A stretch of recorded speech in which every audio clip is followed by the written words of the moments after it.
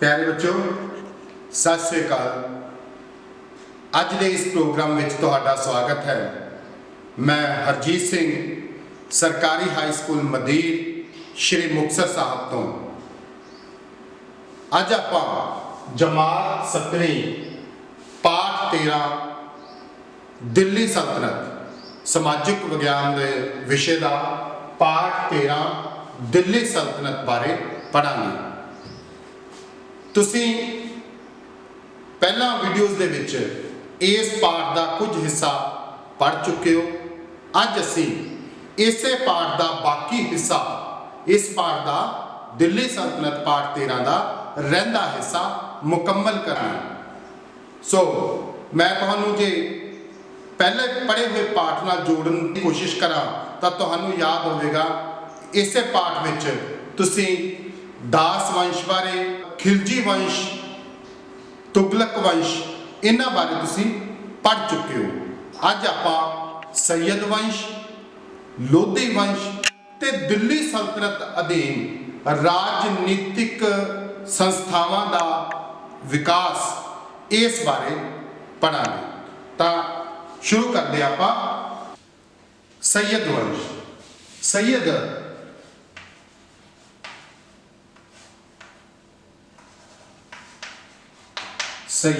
वंश। सैयद वंश का मोढी जिसने सैयद वंश की नींह रखी वो सी खिजर खान।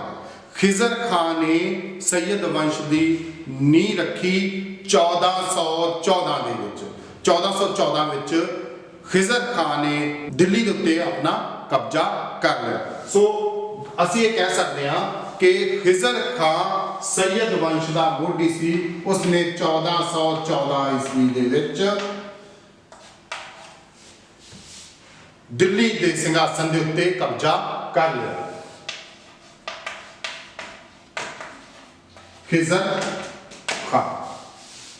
खिजर खान ने 1414 ईस्वी दे विच दिल्ली सिंघासन के उत्ते कब्जा कर लिया ते सैयद वंश की नींह रखी। उस तो बाद उसके वंशज मुबारक शाह, मुहम्मद शाह, अलाउद्दीन आलम शाह इन्हां ने इस वंश नूं अगे वधाया। सैयद वंश के यह उत्तराधिकारी बने। खिजर खान इस वंश का मोढी रहा। इस वंश का नींह रखी वो खिजर खान ने रखी। मुबारक शाह, मुहम्मद शाह, अलाउद्दीन आलम शाह ये इस वंश के अगले उत्तराधिकारी सी। 1451 तक सैयद वंश का राज रहा। 1414 तो लैके 1451 ईस्वी तक दिल्ली सल्तनत उत्ते सैयद वंश का कब्जा रहा। 1451 दे विच बहलोल लोधी ने अलाउद्दीन आलम शाह नूं हराता ते सैयद वंश का अंत हो गया। 1451 ईस्वी दे विच सैयद वंश का अंत हो गया क्योंकि बहलोल लोधी ने हरा दिता तां एक नवा वंश दिल्ली के उत्ते काबज हो गया जिसनूं की कहा गया लोधी वंश।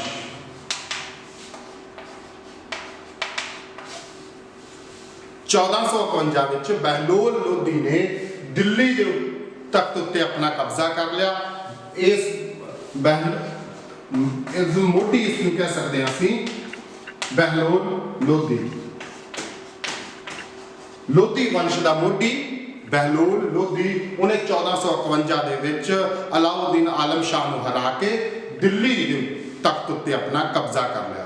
उसने अपने राज दे विच अमन कानून कायम किया पर 1488 दे विच बहलोल लोधी की मौत तो बाद 1488 ईस्वी दे विच बहलोल लोधी की मौत हो जाती है ते उसका पुत्र सिकंदर लोधी बहलोल लोधी का पुत्र सिकंदर लोधी दिल्ली के सिंघासन के उत्ते बैठ जाता है। फिर याद करवावां सिकंदर लोधी का मोढी बहलोल लोधी 1451 दे विच दिल्ली के तख्त ते बैठता है ते 1488 दे विच बहलोल लोधी की मौत हो जाती है ते उस तो बाद उसका पुत्र सिकंदर लोधी सिकंदर लोधी दिल्ली ਦੇ ਉੱਤੇ ਬੈਠਦਾ 1488 ਦੇ ਵਿੱਚ। 1488 ਦੇ ਵਿੱਚ ਤੋਂ ਬਾਅਦ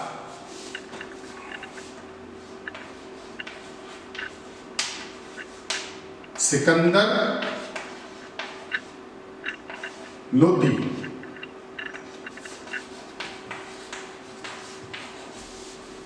सिकंदर लोधी एक बहुत शक्तिशाली राजा सी। सिकंदर लोधी एक बहुत शक्तिशाली राजा सी लोधी वंश का।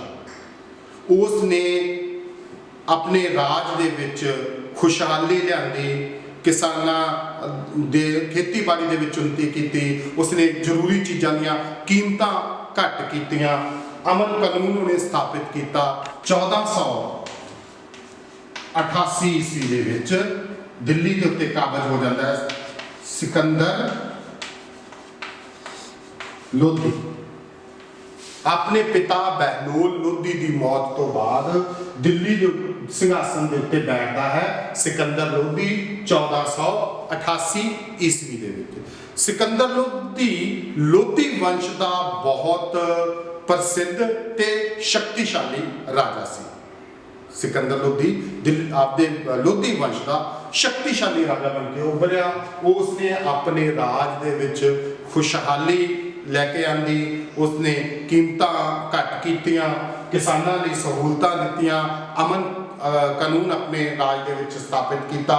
इस तो बिना उसने 1503 ईस्वी दे विच 1503 ईस्वी दे विच आगरा शहर की स्थापना की। 1503 दे विच आगरा शहर की स्थापना सिकंदर लोधी ने 1503 ईस्वी दे विच ते उसनू अपनी राजधानी बनाया। आगरा नू सिकंदर लोधी ने अपनी राजधानी बनाया। आगरा की स्थापना सिकंदर लोधी ने 1503 ईस्वी दे विच कीती ते 1517 ईस्वी दे विच 1517 ईस्वी दे विच सिकंदर लोधी की मौत हो गई। 1488 दे विच ये गद्दी ते बैठा। 1503 ईस्वी दे विच इसने आगरा शहर की स्थापना की। सिकंदर लोधी ने उसने अपनी राजधानी बनाया। पर 1517 ईस्वी दे विच सिकंदर लोधी की मौत हो गई ते सिकंदर लोधी की मौत होने तो बाद सिकंदर लोधी का पुत्र इब्राहिम लोधी सिकंदर लोधी का पुत्र इब्राहिम लोधी वो गद्दी के उत्ते बैठा 1517 ईस्वी।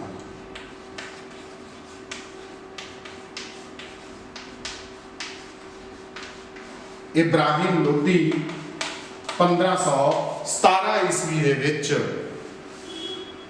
दिल्ली के सिंघासन के उत्ते बैठा। परंतु उस वेले दिल्ली दे विच अमीर लोगों की बगावत सी। अमीर लोग जिहड़े आ उन्होंने विद्रोह किया होया सी सल्तनत के विरुद्ध। सो अमीर लोगों के विद्रोह के कारण उस विद्रोह नूं इब्राहिम लोधी दबा ना सका तो वह वधदा गया। आलम शाह ने बाबर जो काबुल का शासक सी बाबर नूं सद्दा दिता कि वह आके भारत के उत्ते हमला करे तो दिल्ली उत्ते ना कब्जा करे। आलम शाह ने काबुल के शासक बाबर नूं सद्दा दिता इब्राहिम लोधी के विरुद्ध। सो इब्राहिम लोधी ते बाबर ये युद्ध दे बाबर है जो 1526 दे विच बाबर 1526 ईस्वी दे विच पंजाब के रस्ते दिल्ली ते चढ़ाई करना आउंदा है ते पानीपत की पहली लड़ाई दे विच पानीपत की पहली लड़ाई दे विच बाबर ते इब्राहिम लोधी आमने सामने हुंदे आ 1526 ईस्वी दे विच। बाबर जो काबुल तो भारत जितन आया, इब्राहिम लोधी दिल्ली तो बाबर के विरुद्ध खड़ा होता है और एक पानीपत के स्थान के उत्ते पानीपत की पहली लड़ाई जो 1526 ईस्वी के विच हुई बाबर ते इब्राहिम लोधी के विचकार। परंतु इस लड़ाई के विच इब्राहिम लोधी वो हार जाता है ते उस तो उहदे हारन दे नाल ਇਸੇ ਲੜਾਈ ਦੇ ਵਿੱਚ ਇਬਰਾਹਿਮ ਲੋਦੀ ਦੀ ਮੌਤ ਹੋ ਜਾਂਦੀ ਹੈ। ਇਸ ਤਰ੍ਹਾਂ ਦਿੱਲੀ ਸਲਤਨਤ, ਇਬਰਾਹਿਮ ਲੋਦੀ ਦੀ ਮੌਤ ਦੇ ਨਾਲ ਦਿੱਲੀ ਸਲਤਨਤ ਦਾ ਅੰਤ ਹੋ ਜਾਂਦਾ ਹੈ। ਦਿੱਲੀ ਸਲਤਨਤ ਅੰਤ ਹੋ ਗਿਆ 1526 ਈਸਵੀ ਦੇ ਵਿੱਚ। ਇਬਰਾਹਿਮ ਲੋਦੀ ਦੀ ਮੌਤ ਦੇ ਨਾਲ ਦਿੱਲੀ ਸਲਤਨਤ ਦਾ ਅੰਤ ਹੋ ਜਾਂਦਾ ਹੈ ਤੇ ਬਾਬਰ ਦੇ ਜਿੱਤਣ ਦੇ ਨਾਲ ਮੁਗਲ ਸਾਮਰਾਜ ਦੀ ਨੀਂਹ ਰੱਖੀ ਜਾਂਦੀ ਹੈ। 1526 ਈਸਵੀ ਦੇ ਵਿੱਚ ਇਬਰਾਹਿਮ ਲੋਦੀ ਦੀ ਮੌਤ ਹੁੰਦੀ ਹੈ ਪਾਨੀਪਤ ਦੀ ਲੜਾਈ ਦੀ ਪਹਿਲੀ ਲੜਾਈ ਦੇ ਵਿੱਚ, ਤੇ ਬਾਬਰ ਦੀ ਜਿੱਤ ਦੇ ਨਾਲ ਮੁਗਲ ਸਾਮਰਾਜ ਦੀ ਨੀਂਹ ਰੱਖੀ ਜਾਂਦੀ ਹੈ। ਮੁਗਲ ਸਾਮਰਾਜ ਦਿੱਲੀ ਦੀ ਸਲਤਨਤ ਦੇ ਉੱਤੇ ਕਾਬਜ਼ ਹੋ ਜਾਂਦਾ ਹੈ। ਦਿੱਲੀ ਸਲਤਨਤ ਦੌਰਾਨ ਰਾਜਨੀਤਿਕ ਸੰਸਥਾਵਾਂ ਦਾ ਵਿਕਾਸ। ਬੱਚਿਓ, ਦਿੱਲੀ ਸਲਤਨਤ ਦੌਰਾਨ ਰਾਜਨੀਤਿਕ ਸੰਸਥਾਵਾਂ ਦਾ ਵਿਕਾਸ ਦੀ ਜੋ ਰੂਪਰੇਖਾ ਸੀ ਉਹਦੇ ਵਿੱਚ ਸਭ ਤੋਂ ਪਹਿਲਾਂ ਆਉਂਦਾ ਹੈ ਕੇਂਦਰੀ ਸਰਕਾਰ। ਦਿੱਲੀ ਸਲਤਨਤ ਦੇ ਸਮੇਂ ਕੇਂਦਰ ਦੀ ਸ਼ਕਤੀਆਂ ਸੁਲਤਾਨ ਕੋਲੇ ਸੀ ਔਰ ਦਿੱਲੀ ਸਲਤਨਤ ਦੇ ਸੁਲਤਾਨ ਕੋਲੇ ਬਹੁਤ ਸ਼ਕਤੀਆਂ ਹੁੰਦੀਆਂ ਸਨ। ਜ਼ਿਆਦਾ ਸ਼ਕਤੀਆਂ ਸੁਲਤਾਨ ਕੋਲੇ ਹੁੰਦੀਆਂ ਸਨ। ਸੁਲਤਾਨ ਹੀ ਮਹੱਤਵਪੂਰਨ ਵਿਭਾਗਾਂ ਦੇ ਮੰਤਰੀਆਂ ਦੀ ਨਿਯੁਕਤੀ ਕਰਦਾ ਸੀ। ਸੁਲਤਾਨ ਕੋਲੇ ਸ਼ਕਤੀਆਂ ਸਨ। ਸੁਲਤਾਨ ਹੀ ਮਹੱਤਵਪੂਰਨ ਵਿਭਾਗਾਂ ਦੇ ਮੰਤਰੀਆਂ ਦੀ ਨਿਯੁਕਤੀ ਕਰਦਾ ਸੀ ਤੇ ਅੱਗੇ ਮੰਤਰੀ ਸੁਲਤਾਨ ਦੀ ਆਗਿਆ ਅਨੁਸਾਰ ਹੀ ਆਪਣੇ ਆਪਣੇ ਵਿਭਾਗ ਦਾ ਸ਼ਾਸਨ ਪ੍ਰਬੰਧ ਚਲਾਉਂਦੇ ਸਨ। ਹਰੇਕ ਵਿਭਾਗ ਦੀ ਨਿਗਰਾਨੀ ਲਈ ਮੰਤਰੀ ਜਾਂ ਅਧਿਕਾਰੀ ਨਿਯੁਕਤ ਕੀਤਾ ਜਾਂਦਾ ਸੀ। ਵਜ਼ੀਰ, ਸੁਲਤਾਨ ਦੇ ਜੋ ਵਜ਼ੀਰ ਸਨ, ਉਹ ਵਜ਼ੀਰ ਵਿੱਤ ਅਤੇ ਲਗਾਨ ਵਿਭਾਗ ਦਾ ਮੁਖੀ ਹੁੰਦਾ ਸੀ। ਵਜ਼ੀਰ ਵਿੱਤ ਅਤੇ ਲਗਾਨ ਵਿਭਾਗ ਦਾ ਮੁਖੀ ਹੁੰਦਾ ਸੀ ਔਰ ਉਸ ਦੀ ਸਹਾਇਤਾ ਲਈ ਅੱਗੇ ਅਧਿਕਾਰੀ ਰੱਖੇ ਹੋਏ ਸਨ ਜੋ ਜਿਸ ਤਰ੍ਹਾਂ ਉਹਨਾਂ ਦੇ ਨਾਂ ਸਨ ਮੁਸ਼ਰਫੇ ਮਮਾਲਿਕ, ਮੁਸਤੌਫੀਏ ਮਮਾਲਿਕ, ਆਰਜ਼ੇ ਮਮਾਲਿਕ, ਦੀਵਾਨੇ ਇੰਸਾ, ਦੀਵਾਨੇ ਰਸਾਲਤ, ਸਦਰੇ ਸਦੂਰ। ਇਹ ਪ੍ਰਮੁੱਖ ਅਧਿਕਾਰੀ ਸਨ ਜੋ ਸਹਾਇਤਾ ਕਰਦੇ ਸਨ ਵਿੱਤ ਅਤੇ ਲਗਾਨ ਵਿਭਾਗ ਦੇ ਮੁਖੀ ਦੀ, ਵਜ਼ੀਰ ਦੀ। ਉਸ ਤੋਂ ਅੱਗੇ ਆ ਗਿਆ ਪ੍ਰਾਂਤਕ ਪ੍ਰਬੰਧ। ਦਿੱਲੀ ਸਲਤਨਤ ਦੇ ਸ਼ਾਸਨ ਪ੍ਰਬੰਧ ਨੂੰ ਠੀਕ ਢੰਗ ਨਾਲ ਚਲਾਉਣ ਲਈ ਸਾਮਰਾਜ ਆ ਜਿਹੜਾ ਕਈ ਪ੍ਰਾਂਤਾਂ ਦੇ ਵਿੱਚ ਵੰਡਿਆ ਹੋਇਆ ਸੀ। ਪ੍ਰਾਂਤਕ ਪ੍ਰਬੰਧ ਨੂੰ ਸਹੀ ਢੰਗ ਨਾਲ ਚਲਾਉਣ ਲਈ ਉਹਨੂੰ ਕਈ ਹਿੱਸਿਆਂ ਦੇ ਵਿੱਚ ਵੰਡਿਆ ਹੋਇਆ ਸੀ। ਸਭ ਤੋਂ ਜੋ ਪ੍ਰਾਂਤਕ ਸ਼ਾਸਨ ਪ੍ਰਬੰਧ ਨੂੰ ਚਲਾਉਣ ਲਈ ਕਈ ਗਵਰਨਰ ਜਾਂ ਰਾਜਪਾਲ ਨਿਯੁਕਤ ਕੀਤੇ ਗਏ ਸਨ। ਗਵਰਨਰ ਤੇ ਰਾਜਪਾਲ ਨਿਯੁਕਤ ਕੀਤੇ ਗਏ ਸਨ ਔਰ ਉਹਨਾਂ ਗਵਰਨਰ ਜਾਂ ਰਾਜਪਾਲ ਨੂੰ ਸੂਬੇਦਾਰ, ਮੁਕਤੀ ਜਾਂ ਵਲੀ ਕਿਹਾ ਜਾਂਦਾ ਸੀ। ਪ੍ਰਾਂਤਕ ਸ਼ਾਸਨ ਪ੍ਰਬੰਧ ਚਲਾਉਣ ਲਈ ਰਾਜਪਾਲ ਨਿਯੁਕਤ ਕੀਤੇ ਗਏ ਸਨ ਤੇ ਉਹਨਾਂ ਨੂੰ ਸੂਬੇਦਾਰ, ਮੁਕਤੀ ਜਾਂ ਵਲੀ ਕਿਹਾ ਜਾਂਦਾ ਸੀ। ਪ੍ਰਾਂਤਾਂ ਨੂੰ ਅੱਗੇ ਪਰਗਨਿਆਂ ਵਿੱਚ ਵੰਡਿਆ ਹੋਇਆ ਸੀ। ਪ੍ਰਾਂਤਾਂ ਦੀ ਵੰਡ ਅੱਗੇ ਪਰਗਨਿਆਂ ਦੇ ਵਿੱਚ ਕੀਤੀ ਗਈ ਸੀ ਤੇ ਹਰੇਕ ਪਰਗਨੇ ਦਾ ਮੁਖੀ ਜੋ ਅਧਿਕਾਰੀ ਹੁੰਦਾ ਸੀ ਉਸ ਨੂੰ ਆਮਿਲ ਕਹਿੰਦੇ ਸੀ। ਆਮਿਲ ਪਰਗਨੇ ਦਾ ਮੁੱਖ ਅਧਿਕਾਰੀ ਹੁੰਦਾ ਸੀ ਤੇ ਪਿੰਡਾਂ ਦੇ ਮੁਖੀਏ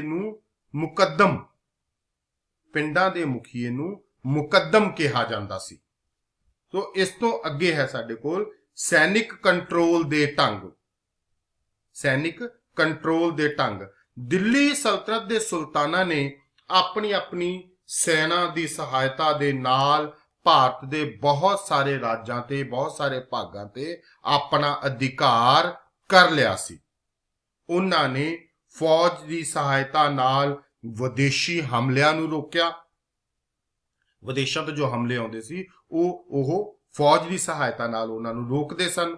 ਉਹਨਾਂ ਨੇ, ਦਿੱਲੀ ਸਲਤਨਤ ਦੇ ਸੁਲਤਾਨਾਂ ਨੇ ਸੈਨਾ ਦੀ ਸਹਾਇਤਾ ਦੇ ਨਾਲ ਆਪਣੇ ਰਾਜਾਂ ਵਿੱਚ ਕਾਨੂੰਨੀ ਵਿਵਸਥਾ, ਅਮਨ ਸ਼ਾਂਤੀ, ਕਾਨੂੰਨੀ ਵਿਵਸਥਾ ਕਾਇਮ ਕੀਤੀ।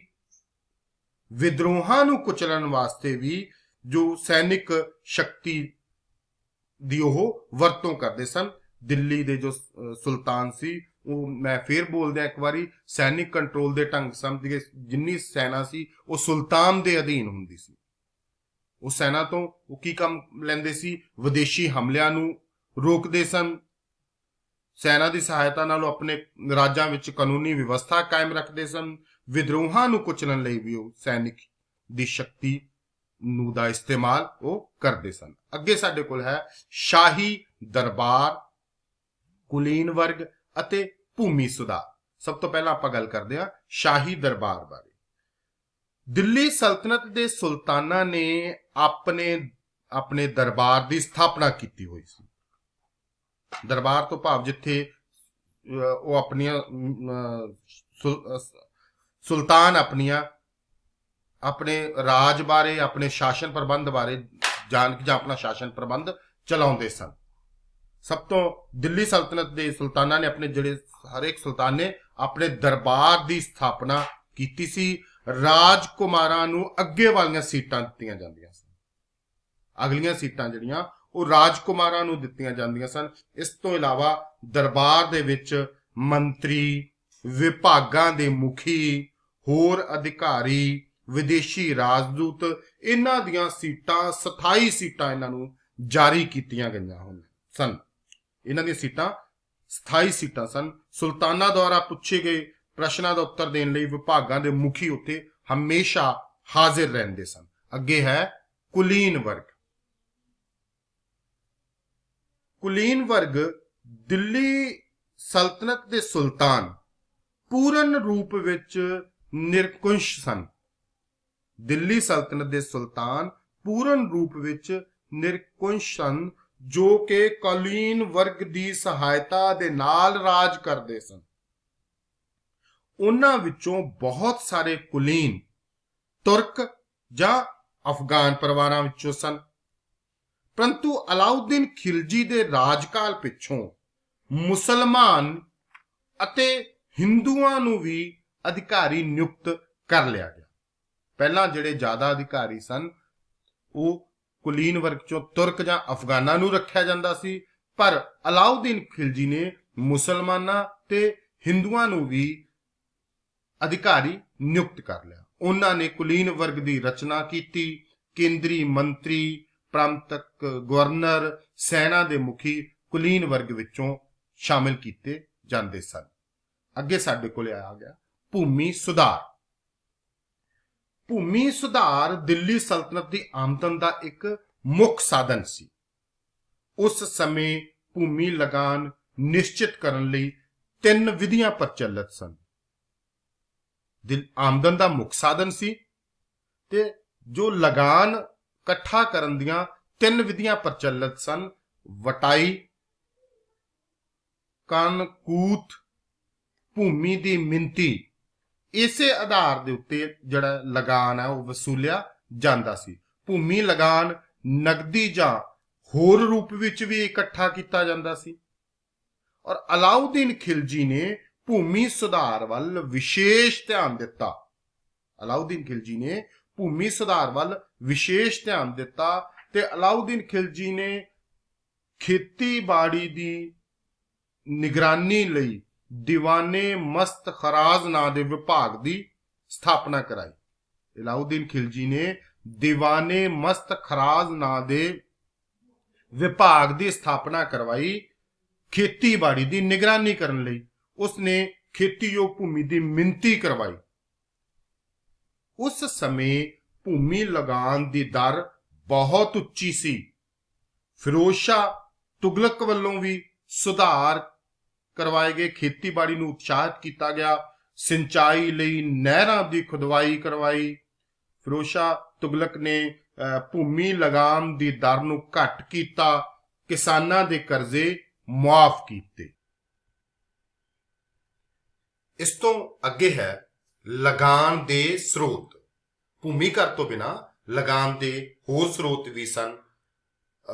ਰਾਜ ਦੀ ਆਮਦਨ ਨੂੰ ਹੋਰ ਸਾਧਨ ਜਿਵੇਂ ਖਰਾਜ, ਖਮਸ, ਜ਼ਕਾਤ, ਜਜ਼ੀਆ, ਇਹ ਸਾਰੇ ਜੋ ਇਸ ਤਰ੍ਹਾਂ ਦੇ ਟੈਕਸ ਵੀ ਜੋ ਆਮਦਨ ਦੇ ਵਿੱਚ ਵਾਧਾ ਕਰਦੇ ਸਨ, ਇਹ ਲਗਾਮ ਦੇ ਸਰੋਤਾਂ ਤੋਂ ਬਿਨਾਂ ਹੋਰ ਸਾਧਨ ਸਨ। ਭੂਮੀ ਲਗਾਮ ਤੋਂ ਇਲਾਵਾ ਰਾਜ ਦੀ ਆਮਦਨ ਦੇ ਹੋਰ ਸਾਧਨ ਖਰਾਜ, ਖਮਸ, ਜ਼ਕਾਤ ਤੇ ਜਜ਼ੀਆ ਇਹ ਸਨ।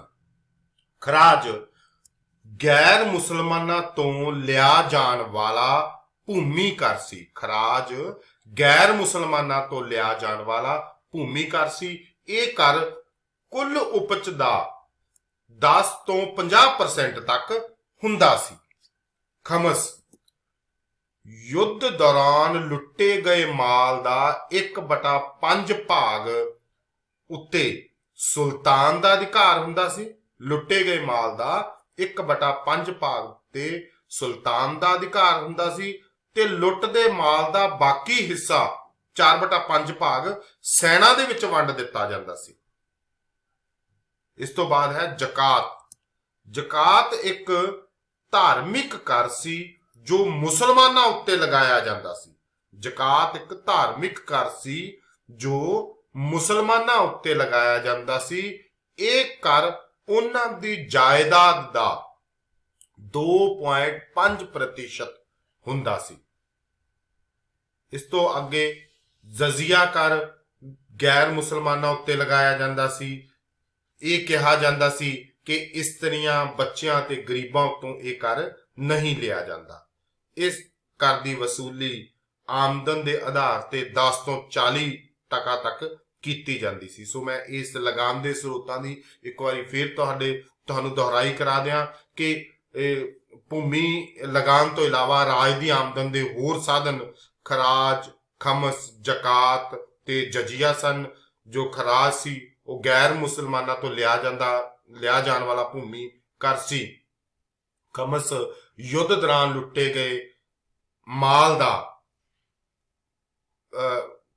1/5 ਭਾਗ ਸੁਲਤਾਨ ਦਾ ਹੁੰਦਾ ਸੀ ਤੇ ਬਾਕੀ ਮਾਲ ਦੇ ਉੱਤੇ ਸੈਨਾ ਆਪਣੇ ਵਿੱਚ ਵੰਡ ਲੈਂਦੀ ਸੀ। ਜ਼ਕਾਤ ਇੱਕ ਧਾਰਮਿਕ ਕਰ ਸੀ ਜੋ ਮੁਸਲਮਾਨਾਂ ਉੱਤੇ ਲਗਾਇਆ ਜਾਂਦਾ ਸੀ। ਇਸ ਤਰ੍ਹਾਂ ਜਜ਼ੀਆ ਗੈਰ ਮੁਸਲਮਾਨਾਂ ਉੱਤੇ ਲਗਾਇਆ ਜਾਣ ਵਾਲਾ ਇੱਕ ਕਰ ਸੀ। ਸੋ ਇਹ ਤੁਹਾਡਾ ਦਿੱਲੀ ਸਲਤਨਤ ਦਾ ਪਾਠ ਮੁਕੰਮਲ ਹੋ ਗਿਆ। ਹੁਣ ਅਸੀਂ ਪ੍ਰਸ਼ਨ ਦੁਹਰਾਈ ਲਈ ਪ੍ਰਸ਼ਨ ਮੈਂ ਪੁੱਛਣ ਜਾ ਰਿਹਾ। ਤੁਸੀਂ ਧਿਆਨ ਨਾਲ ਪ੍ਰਸ਼ਨਾਂ ਨੂੰ ਪੜ੍ਹਨਾ ਹੈ ਤੇ ਉਹਨਾਂ ਦੇ ਉੱਤਰ ਦੇਣੇ ਆ। ਸੈਯਦ ਵੰਸ਼ ਦੀ ਪਹਿਲਾ ਪ੍ਰਸ਼ਨ ਹੈ, ਸੈਯਦ ਵੰਸ਼ ਦੀ ਨੀਂਹ ਕਿਸ ਨੇ ਰੱਖੀ? ਸੈਯਦ ਵੰਸ਼ ਦੀ ਨੀਂਹ ਕਿਸ ਨੇ ਰੱਖੀ ਸੀ? ਖਿਜ਼ਰ ਖਾਨ ਨੇ। ਸਹੀ ਕਿਹਾ ਸੀ, ਸਹੀ ਸੋਚਿਆ, ਖਿਜ਼ਰ ਖਾਨ ਨੇ।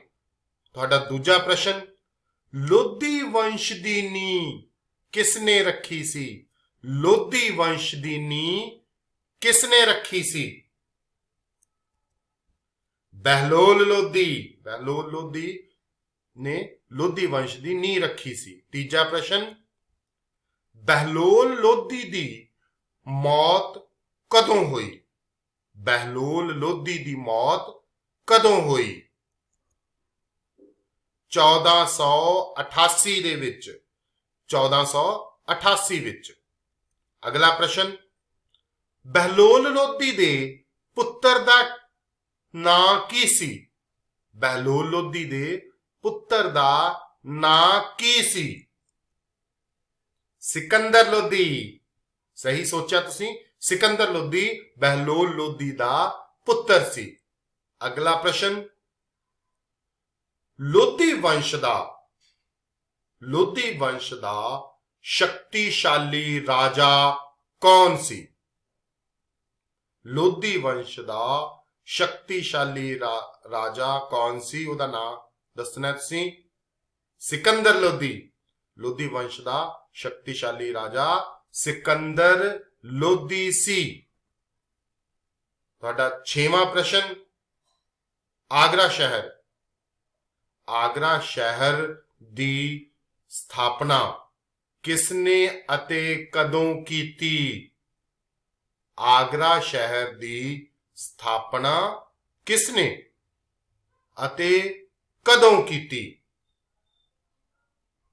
1503 ਈਸਵੀ ਵਿੱਚ ਸਿਕੰਦਰ ਲੋਧੀ ਨੇ ਆਗਰਾ ਨੂੰ ਬਾਅਦ ਵਿੱਚ ਆਪਣੀ ਰਾਜਧਾਨੀ ਵੀ ਬਣਾ ਲਿਆ। 1503 ਈਸਵੀ ਵਿੱਚ ਸਿਕੰਦਰ ਲੋਧੀ ਨੇ ਆਗਰਾ ਸ਼ਹਿਰ ਦੀ ਸਥਾਪਨਾ ਕੀਤੀ ਸੀ। ਤੁਹਾਡਾ 7ਵਾਂ ਪ੍ਰਸ਼ਨ, ਸਿਕੰਦਰ ਲੋਧੀ ਦੇ ਪੁੱਤਰ ਦਾ ਨਾਂ ਕੀ ਸੀ? ਸਿਕੰਦਰ ਲੋਧੀ ਦੇ ਪੁੱਤਰ ਦਾ ਕੀ ਨਾਂ ਸੀ? ਤੁਹਾਡਾ ਜਵਾਬ ਸਹੀ ਹੈ, ਇਬਰਾਹਿਮ ਲੋਧੀ। ਇਬਰਾਹਿਮ ਲੋਧੀ ਸਿਕੰਦਰ ਲੋਧੀ ਦੇ ਪੁੱਤਰ ਦਾ ਨਾਂ ਸੀ, ਜੋ ਬਾਬਰ ਦੇ ਨਾਲ ਪਾਣੀਪਤ ਦੀ ਲੜਾਈ ਦੇ ਵਿੱਚ ਹਾਰ ਗਿਆ ਸੀ। ਅਗਲਾ ਪ੍ਰਸ਼ਨ, ਬਾਬਰ ਕਿੱਥੋਂ ਦਾ ਸ਼ਾਸਕ ਸੀ? ਬਾਬਰ ਕਿੱਥੋਂ ਦਾ ਸ਼ਾਸਕ ਸੀ? ਕਾਬੁਲ ਅਫਗਾਨਿਸਤਾਨ। ਬਾਬਰ ਕਾਬੁਲ ਦਾ ਸ਼ਾਸਕ ਸੀ। ਅਗਲਾ ਪ੍ਰਸ਼ਨ, ਪਾਣੀਪਤ ਦੀ ਪਹਿਲੀ ਲੜਾਈ ਕਦੋਂ ਹੋਈ? ਪਾਣੀਪਤ ਦੀ ਪਹਿਲੀ ਲੜਾਈ ਕਦੋਂ ਹੋਈ? 1526 ਈਸਵੀ ਵਿੱਚ ਪਾਣੀਪਤ ਦੀ ਪਹਿਲੀ ਲੜਾਈ ਹੋਈ। 1526 ਈਸਵੀ ਵਿੱਚ ਪਾਣੀਪਤ ਦੀ ਪਹਿਲੀ ਲੜਾਈ ਹੋਈ।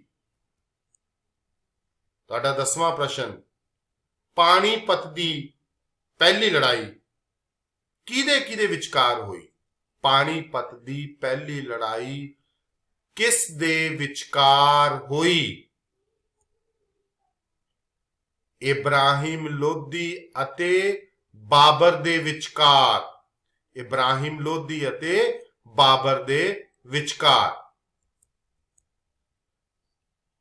ਤੁਹਾਡਾ ਅਗਲਾ ਪ੍ਰਸ਼ਨ, ਪਰਗਨੇ ਦੇ ਮੁਖੀ ਨੂੰ ਕੀ ਕਿਹਾ ਜਾਂਦਾ ਸੀ? ਪਰਗਨੇ ਦੇ ਮੁਖੀ ਨੂੰ ਕੀ ਕਿਹਾ ਜਾਂਦਾ ਸੀ? ਆਮਿਲ। ਪਰਗਨੇ ਦੇ ਮੁਖੀ ਨੂੰ ਆਮਿਲ ਕਿਹਾ ਜਾਂਦਾ ਸੀ। ਇਹ ਅਸੀਂ ਪ੍ਰਾਂਤਕ ਵੰਡ ਦੇ ਵਿੱਚ ਪੜ੍ਹਿਆ ਸੀ। ਪਰਗਨੇ ਦੇ ਮੁਖੀ ਨੂੰ ਆਮਿਲ ਕਿਹਾ ਜਾਂਦਾ ਸੀ। ਤੁਹਾਡਾ ਅਗਲਾ 12ਵਾਂ ਪ੍ਰਸ਼ਨ ਹੈ, ਪਿੰਡਾਂ ਦੇ ਮੁਖੀਏ ਨੂੰ ਕੀ ਕਿਹਾ ਜਾਂਦਾ ਸੀ? ਪਿੰਡਾਂ ਦੇ ਮੁਖੀਏ ਨੂੰ, ਜੋ ਪਿੰਡਾਂ ਦਾ ਮੁਖੀ ਸੀ ਪ੍ਰਾਂਤਕ ਵੰਡ ਦੇ ਵਿੱਚ, ਪਿੰਡਾਂ ਦੇ ਮੁਖੀਏ ਨੂੰ ਕੀ ਕਿਹਾ ਜਾਂਦਾ ਸੀ? ਮੁਕੱਦਮ। ਪਿੰਡਾਂ ਦੇ ਮੁਖੀਏ ਨੂੰ ਮੁਕੱਦਮ ਕਿਹਾ ਜਾਂਦਾ ਸੀ। ਪਿੰਡਾਂ ਦਾ ਜੋ ਮੁਖੀ ਸੀ ਉਹਨਾਂ ਨੂੰ, ਜੋ ਅਧਿਕਾਰੀ ਲਗੇ ਹੋਏ ਸੀ ਪਿੰਡਾਂ ਦੇ ਮੁਖੀਏ ਸੀ, ਉਹਨਾਂ ਨੂੰ ਮੁਕੱਦਮ ਕਿਹਾ ਜਾਂਦਾ ਸੀ। ਤੁਹਾਡਾ ਅਗਲਾ ਪ੍ਰਸ਼ਨ ਹੈ, ਦੀਵਾਨੇ ਮਸਤ ਖਰਾਜ਼ ਨਾਂ ਦੇ ਵਿਭਾਗ ਦੀ ਸਥਾਪਨਾ ਕਿਸ ਨੇ ਕੀਤੀ? ਦੀਵਾਨੇ ਮਸਤ ਖਰਾਜ਼ ਨਾਂ ਦੇ ਵਿਭਾਗ ਦੀ ਸਥਾਪਨਾ ਕਿਸ ਨੇ ਕੀਤੀ? ਇਹ ਖੇਤੀਬਾੜੀ ਦੀ ਨਿਗਰਾਨੀ ਲਈ ਬਣਾਇਆ ਗਿਆ ਵਿਭਾਗ ਸੀ। ਦੀਵਾਨੇ ਮਸਤ ਖਰਾਜ਼ ਨਾਮ ਦੇ ਵਿਭਾਗ ਦੀ ਸਥਾਪਨਾ ਕਿਸ ਨੇ ਕੀਤੀ? ਸਹੀ, ਅਲਾਉਦੀਨ ਖਿਲਜੀ ਨੇ ਆਪਣੀ ਖੇਤੀਯੋਗ ਭੂਮੀ ਦੀ ਮਿਣਤੀ ਕਰਾਈ ਤੇ ਉਸਨੇ ਖੇਤੀਬਾੜੀ ਦੀ ਨਿਗਰਾਨੀ ਲਈ ਦੀਵਾਨੇ ਮਸਤ ਖਰਾਜ਼ ਨਾਮ ਦੇ ਵਿਭਾਗ ਦੀ ਸਥਾਪਨਾ ਕੀਤੀ। ਸੋ ਬੱਚੋ, ਤੁਹਾਡਾ ਦਿੱਲੀ ਸਲਤਨਤ ਪਾਠ ਹੈ ਜਿਹੜਾ ਉਹ ਮੁਕੰਮਲ ਹੋ ਗਿਆ। ਸੋ ਬਹੁਤ ਬਹੁਤ ਸ਼ੁਕਰੀਆ, ਬਹੁਤ ਬਹੁਤ ਮਿਹਰਬਾਨੀ, ਧੰਨਵਾਦ।